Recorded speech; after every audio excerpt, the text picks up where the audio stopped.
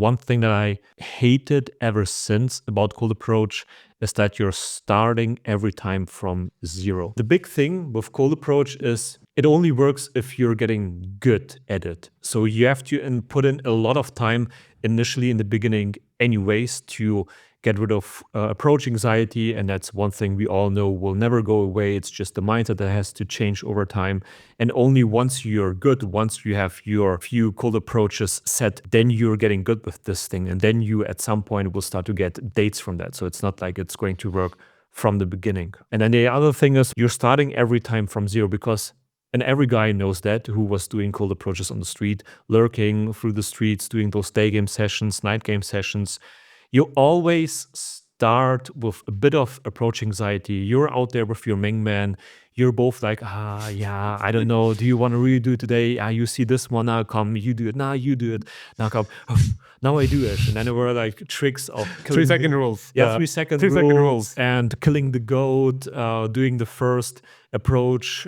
This means everything. And when you have your 2 or 3 first approaches done, then you're getting rid of the approach anxiety. So it's this hassle that you have had to overcome every time, especially for introverted guys. It was really hard. Like, for example, no matter if you are even like a billionaire, like women, I mean, if you talk to the right woman at the right place, so I think cold approach can work if you approach the girls in the right environment. If she associates, okay, if you are here, then it can work for you. But I remember like it's very similar to if you're cold calling because like the person doesn't know anything about you. Like you could be wasting his or her time. Yeah. That's what you perceive. And then that's why it's like so brutal to just rely on cold approaching because you have to establish that you're a man of value from the get-go. But if you look at it from like dynamics perspective, who the fuck comes to you is a person who like wants something from you. People who are either beggars or who want to sell you shit. So that's why you have to fight that and you have to always restart. Like, of course, you can work on that. You can invest more time. Yeah,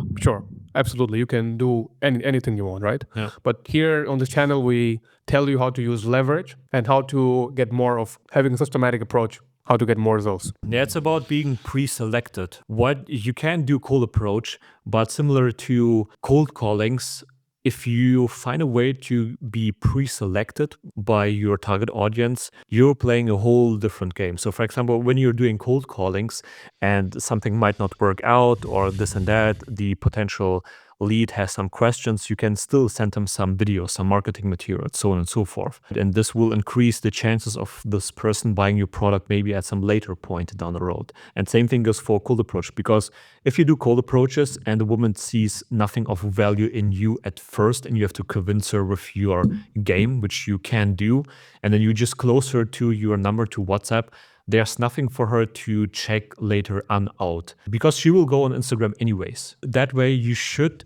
aim to fix your Instagram. And this is something we are talking a lot about because this is that huge leverage that you have to use in 2025 in this day and age. You have to build out a very cool looking social media, which gives you status, which increases your perceived value. And if you, for example, transition the conversation with that woman from the streets to your Instagram and she keeps watching your stories, this and that, she will increase the perceived value of you. If I'm still, like, I like to meet people in person, I'm not like the online guy, but how can I improve my results from cold approaching? How can I make cold approach work for me in 2025? So there are different things that I like to do. For example, last summer, we were doing some cold approaches. When I was having a good conversation with that girl, I didn't try to close her for a date. Rather than I just closed her for an event. When I knew, hey, tomorrow we're going to the club, we're having a table with some friends, I just said, hey, you're cool to hang around with, you're cool to talk with, want to go to the club tomorrow with us, we're having a table.